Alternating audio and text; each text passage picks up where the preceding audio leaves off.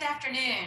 I'm Jennifer Anderson, and I'm representing Team 4 for APR 522 this spring semester of 2022. And I will be presenting our media plan and strategy for our client, Peloton. And let me share my screen with you so we can go through that.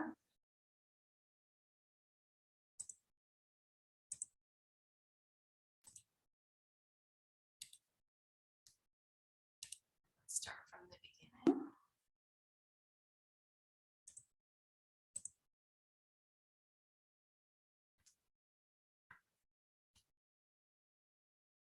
So for this campaign, we will have business objectives to increase Peloton stock to $50 per share. We will also attempt to increase equipment sales and subscriptions by 20% over their current customer base. If we go to marketing objectives, we are going to be focused on selling connected fitness subscriptions to generate more of an ongoing revenue stream for the company. And that 20% increase will result in a 450,000 new customer base for Peloton. Our communications objectives will be to build positive brand awareness and word of mouth referrals from 90% of their expanded target audience, and to generate 5 million positive social shares and 3 million unique website visitors over the period of the campaign, which will begin in June of 2022 and end in May of 2023. Business challenges for Peloton are post-COVID. They experienced a big surge in business during the COVID shutdown. And since, however, their stock plunged in a single day by 25% to $30 per share when it was up around $167 a share. And that was because they had overestimated their demand for the equipment and got ahead of themselves and had to freeze production. So that brought negative publicity, as well as Mr. Big, who is a fictional character, dying from a heart attack on his Peloton bike. That, coupled with some other incidents, gave them some negative publicity that they had to overcome. And in addition to that, since the company has had some considerable losses, they've had to employ roughly 2,800 employees. And some of those employees reported that the company was distributing rusted bikes that had been in storage. So our situation analysis begins with the big boom that Peloton experienced during the COVID shutdown, which started in March of 2020.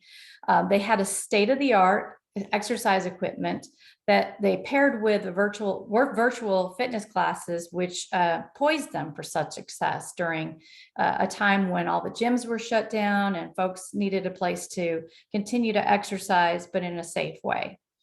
And so as a result, by the end of 2020, the company's value was an estimated $49.3 billion, and their stock prices hit a record $166.57 per share.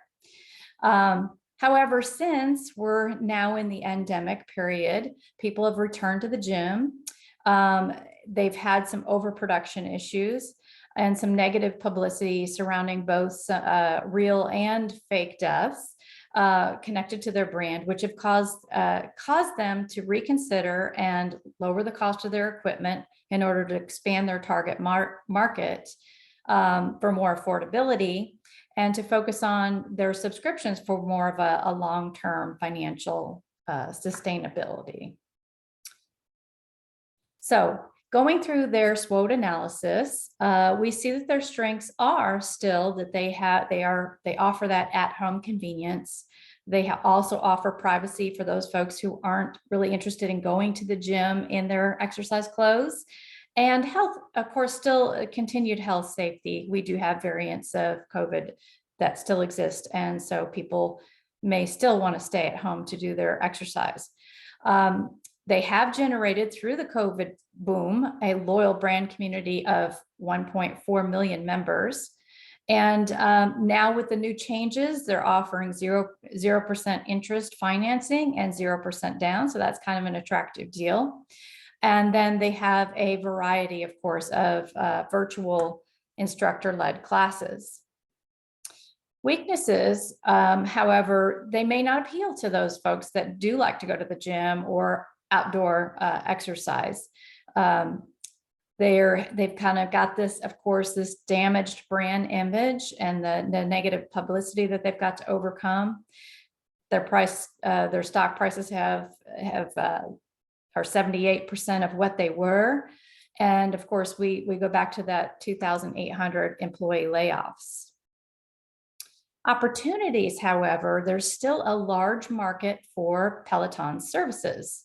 And many folks are very interested in using fitness apps to both track their progress and to get those exercise instructions on a higher level without having to hire their own personal fitness instructor. Peloton instructors do, as a result, have a very large social media influence, and they have that ability to keep attracting new customers to the Peloton brand. And the hiring of a new CEO signals a positive change within the Peloton company. So we're looking for good things to happen. Threats, we continue to have supply chain issues that have forced them to now charge for setup and delivery fees. Gyms have reopened again, causing a lower sales volume with the folks that would have considered an at-home fitness product. Cybersecurity warnings about hackers that are coming into those subscription services have caused some people some cause for concern. And then, of course, new competitors have emulated Peloton's exercise service program, and they're doing it at a lower price. So let's talk about market share.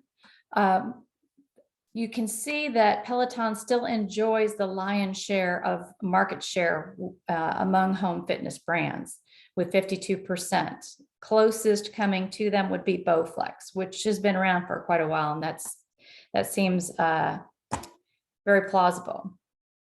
Their share of voice is not what the other home fitness brands are, but that simply means that they're not out there spending a lot of money on television advertising. Your top one there is Nordic Track. That's another main brand that has been around for many years. So they're outspending Bowflex, but that doesn't mean that they have a loss of brand equity. So if we look specifically at where those competitors are spending their money, you can see they're spending it on cable TV, they're spending it on network TV, over the top advertising, whereas Peloton has spent the bulk of their money on internet display or digital marketing. And it's very smart in that they do so because they have few retail facilities, and most of their purchases are made online. So if we look at their brand position, Peloton is higher in price, but farthest to the right in terms of reputation. So you can see in that upper right corner, we have Nordic Track, Peloton, and Bowflex, kind of the leaders, if you will.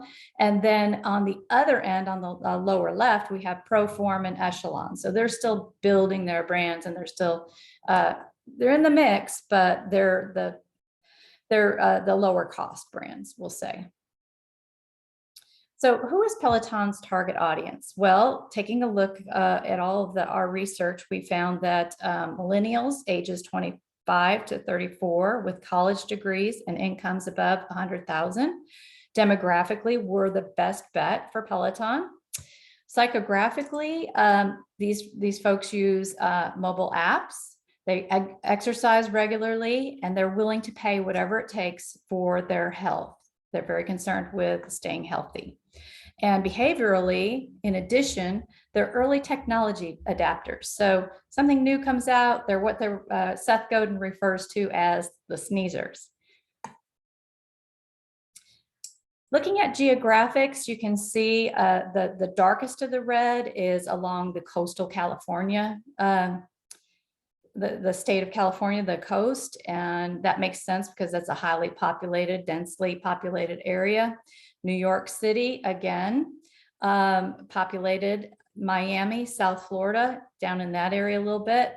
And then I see more red, of course, up in the northern half of the country. And I kind of attribute that to those colder climates, maybe those less time to spend outside, biking or walking or whatever the case may be. So those are the areas that we're going to want to digitally, of course, focus in on.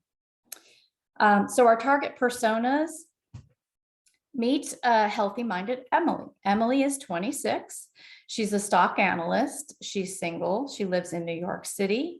And of course, she shops mainly for herself because she doesn't have a family yet. She's online due to her busy lifestyle and is concerned with value, watches product reviews, does her homework before she makes a major purchase. However, she's an early adapter to technology and looks for things that technologically are going to make her life simpler and easier. So her goals are that she's career-minded, but she is in the market for a husband and would like to invest in her health because she has some genetic issues that run in her family. So she's trying to stay ahead of that. Perhaps it's diabetes or something like that. Her frustrations, of course, living in the city in New York, is weather. A lot of cold months, and lack of time from her job for her to exercise outdoors and most of the year. She also prefers her media choices are over the top because she can watch her shows when she needs to or when she can, and she likes to read magazines. She likes to stay informed through magazines. Then we have Techie Mike. Mike is 33. He's an information services director. He's newly married and he lives in Los Angeles, California. He absolutely hates shopping for clothes, but he loves shopping for technology. So that's really his wheelhouse. Prefers watching TV, sports on TV, rather than going to the mall with his new wife to go shopping. His goals are that he wants to return to school to pursue his master's degree. He'd also like to purchase a home in the near future, start a family maybe, and hopes to build a successful retirement portfolio. His job does require quite a bit of overtime, so he never has enough time for leisure and or exercise. He tries to work out regularly, but it's not always possible. His preferred media, of course, is those football games, basketball games, baseball. Loves baseball. In fact, I think he's a Dodgers fan. And he gets his news primarily online because he's a busy guy. So let's take a look at Mike's consumer decision journey, especially when it comes to Peloton. So recently, Mike experienced a trigger when his new wife, just asked him if he'd put on weight since the wedding. Uh-oh. This brought him to the awareness phase, where he is surfing online, looking at his news, and sees goes to his social media accounts and sees an ad pop up for Peloton. Then he goes into the consideration phase.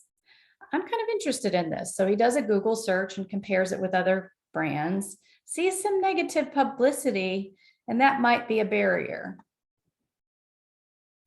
However, Mike decides to purchase the Peloton bike because he sees that it has a better reputation than its competitors, and he likes the tech side of it. He likes the virtual classes, and so he makes a decision to purchase from Peloton's website. His experience does match up with his expectations, and he's lost some weight.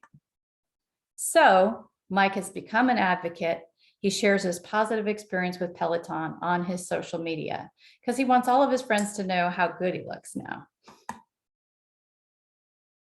So If we go into our plan strategy, our allocation for our budget will be as follows. The bulk of it being in Facebook mobile, Facebook desktop, followed then by mobile search. And then lastly, we're going to tap into our email, our subscribers through email. So let's talk about each of those channels specifically. Our mobile search, of course, is going to be a very consistent.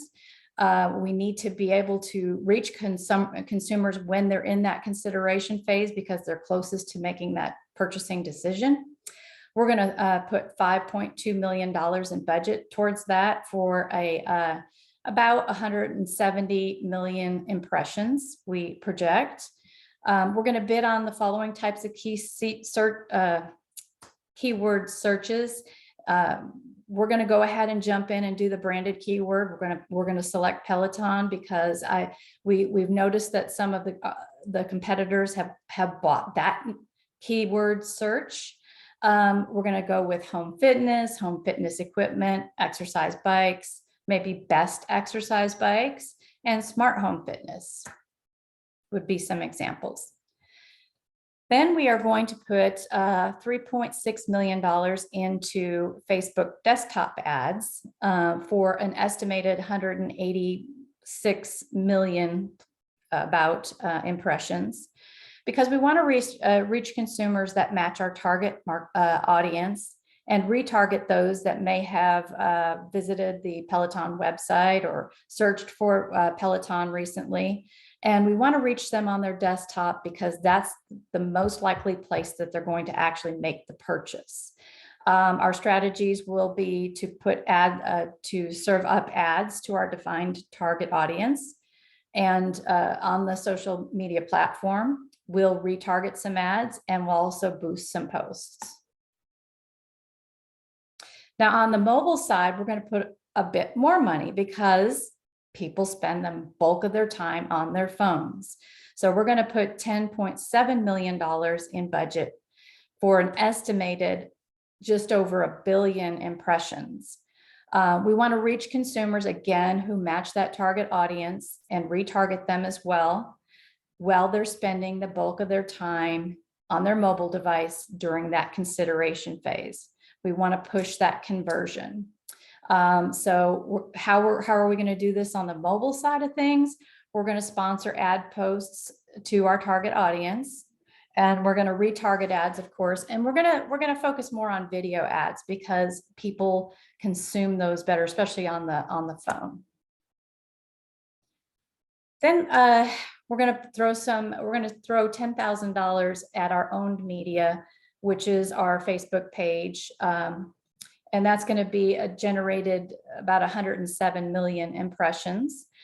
We're going to do this because we want to create a space for brand loyalists and our advocates to gather, interact with each other and with the brand, and to provide a launching pad for those referral campaigns.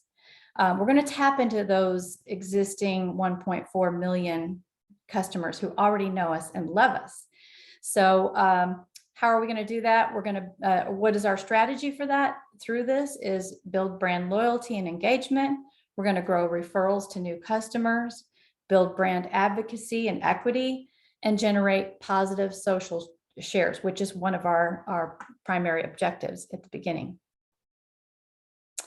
Another owned media that we're going to tap into will be Twitter. We're going to put a little bit less money. We're going to put about $5,000 for about 53 million estimated impressions.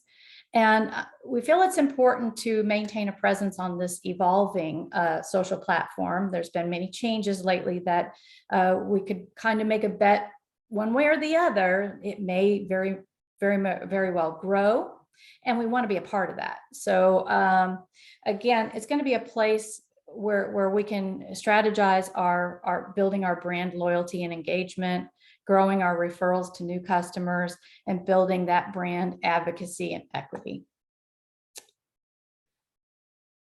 Okay, and then another owned media channel that we are going to focus on is our own website, both mobile and desktop. We're going to dedicate about $10,000 to keep that content fresh, inspiring, and make it easier to push that conversion to a purchase, that moment of truth. We're going to get about 53.4 million impressions. And our strategies will be to provide the visitor with detailed, easy to digest product information. We're going to advertise any kind of marketing campaigns that we have. Offers could be free delivery, could be that 0% interest, 0% or zero down. And then we're going to try to offer them compelling reasons to buy, those benefits, and the buy now, again, that moment of truth, get them to make that purchase. Other channels that we're going to tap into would be those price comparison websites. We're going to throw about $5,000 at that for an estimated 107 million impressions. And we're going to do that because Peloton has recently reduced the cost of their equipment. So we're kind of closer in the mix, but we also have that brand reputation that we can stand on in our strategies as we say, we have that overall quality and therefore that overall value.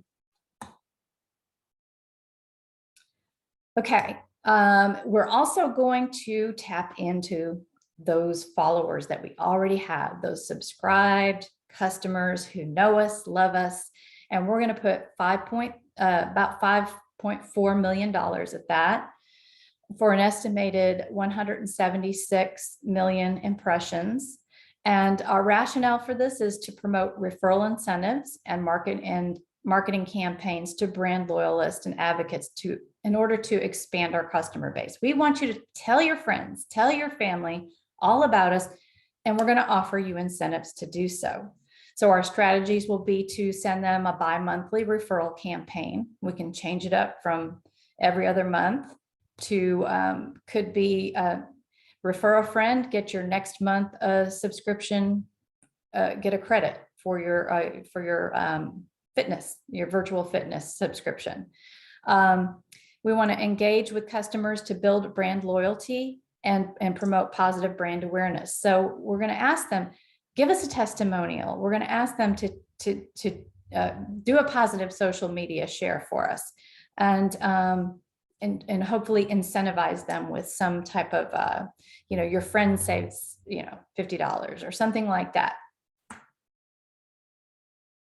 So in summary, we're going to have a budget of about $25 million, and we're going to spend it as follows. Mobile search being 5.2 million, Facebook desktop 3.6, Facebook ads mobile 10.7 million. And then we're going to throw some thousands of dollars at our owned media channels, price comparison websites, and our emails to subscribers. And this is going to be the media flow chart. And we're looking at this, the mobile search is going to go all 12 months, evenly distributed for those GRPs, because we want to maintain that. So when someone is ready to make that purchasing decision, we are coming up first in those Google searches or Bing searches or whatever the case may be. For Facebook, both desktop and mobile, we're going to focus more on 8 months out of the year. And those 8 months would be those leading up to Christmas giving. It would lead up to the New Year's resolutions, going into the spring, going to wear shorts. And then of course, going into summer where you've got that bathing suit season. We're going to take a short break between July and October when folks are kind of a little bit more relaxed and a little less in that health conscious mode. And the weather's nicer. So for our emails, again, we're going to do that every other month or bi-monthly. We're going to keep touching our subscribers with those offers and those messages of positive brand advocacy. And then for the price comparison website, again, we want to maintain consistency with that and be in the mix when folks are in that consideration phase, going out and doing their homework. Owned media, again, staying consistent with that, keeping our content fresh, keeping our Facebook page updated and responding to our brand advocates and engaging with them and learning how we can become better as a brand. And that was those rationales. Measurement for our communications objectives more specifically. First, of course, was to build positive brand awareness and word of mouth referrals and increase profitability.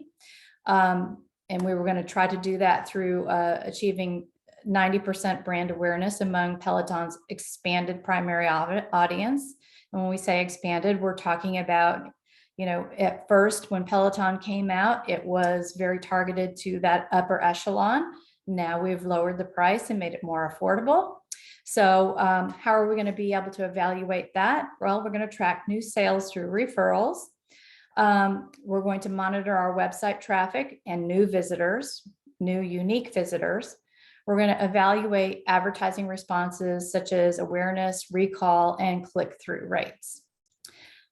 Second communications objective is to generate 5 million positive social shares and 3 million unique website visits. Again, we're going to monitor our website traffic and unique visitors for the website, but we're also going to monitor our social media activity. What is our engagement? How many likes? How many shares? Shares are gold, so we want to have lots and lots of shares. So I believe we're ready to launch. This 12-month campaign is designed to overcome the company's recent economic struggles, post-pandemic, and negative publicity by reintroducing Peloton as the leading home fitness, continuing to be the leading home fitness brand, and to expand our audience because we now have a more affordable price point. So by harnessing the power of digital media and spending most of our money in Google search, Facebook ads, and email marketing to brand loyalists, we're going to be very cost efficient, and we're going to have effective campaign messages via emails and on our own social media channels to leverage those referrals and positive social shares. Hoping, and this is all going to work together to help increase overall positive brand awareness and to achieve all of our sales objectives. So with that, I thank you very much for listening to our presentation today. And we hope that Peloton will select Team 4 for their 12-month campaign.